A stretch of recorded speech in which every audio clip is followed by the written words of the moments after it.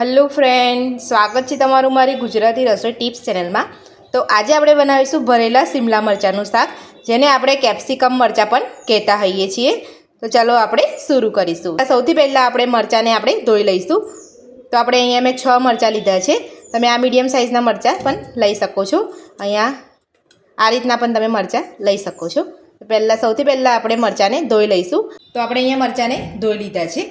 હવે આપણે અહીંયાથી આ વચ્ચેનો ભાગ જે આવે છે એ આપણે કાઢી લઈશું ચપ્પુની મદદથી।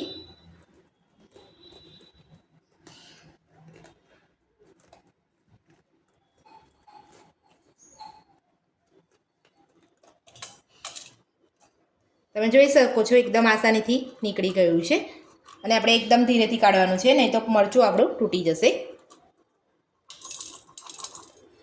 અંદર રહેલા બીનો ભાગ પણ આપણે અહીંયા કાઢી લેવાનો છે।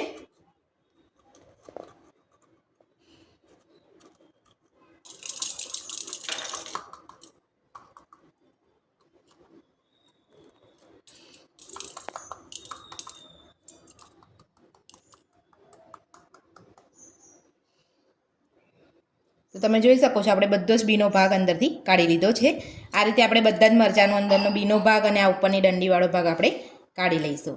તો તમે જોઈ શકો છો આપણે બધા જ મરચાંની અંદરથી આપણે અહીંયા બી અને ઉપરની જે ડટ્ટી આવે આપણે બધું કાઢી લીધું છે। હવે આપણે શિમલા મરચાંની અંદર ભરવાનો મસાલો બનાવીશું। તો આપણે અહીંયા એક મિક્સર જાર લીધું છે, એની અંદર આપણે 2 મોટી ચમચી જેટલા સિંગદાણા લીધા છે, એ મિક્સર જારમાં આપણે નાખી દઈશું। અને આપણે અહીંયા થોડું કોપરાનું છીણ પણ નાખીશું। તો આપણે અહીંયા 2 ચમચી જેટલું કોપરાનું છીણ નાખીશું। તો આપણે અહીંયા કોપરાનું છીણ પણ લઈ લઈશું। 1 ચમચી આપણે જીરું નાખીશું। અડધી ચમચી આપણે ધાણા જીરું પાવડર નાખીશું। અડધી ચમચી આપણે ગરમ મસાલો નાખીશું। અડધી ચમચી હળદર પાવડર, અને તીખાશ માટે આપણે અહીંયા 1 ચમચી તીખું મરચું। તીખા મરચાંનું પ્રમાણ તમે તમારા સ્વાદ પ્રમાણે વધતું કે ઓછું કરી શકો છો। અને આપણે અહીંયા 2 થી 3 મોટી ચમચી જેટલું બેસન લીધું છે। બેસનને આપણે અહીંયા શેકી લીધું છે।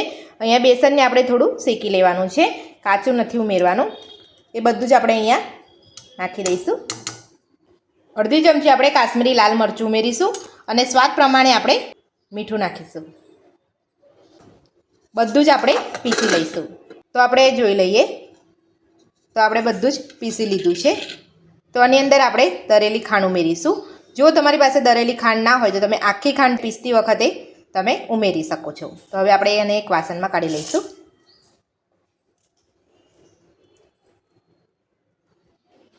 એક ચમચી આપણે દરેલી ખાંડ ઉમેરીશું। તો હવે આપણે અહીંયા અડધા લીંબુનો રસ લીધો છે, એ ઉમેરી દઈશું।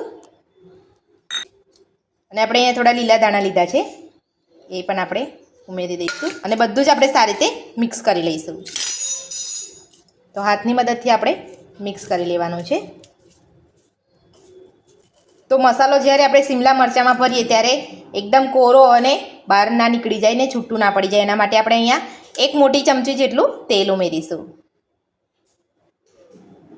ફરીથી આપણે બધું જ મિક્સ કરી લઈશું। તો આપણો મસાલો બનીને તૈયાર છે। તો હવે આપણે અહીંયા શિમલા મરચાંમાં મસાલો ભરી લઈશું।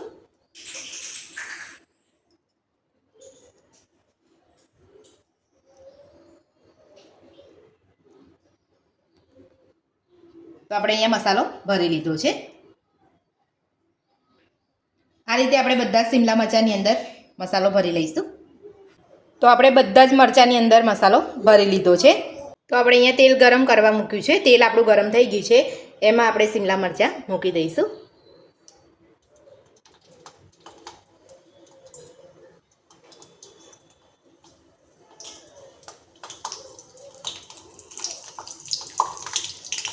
આપણે એને 1-2 મિનિટે આપણે એને પલટાવતા રહીશું। હવે આપણે એને પલટાવી લઈશું।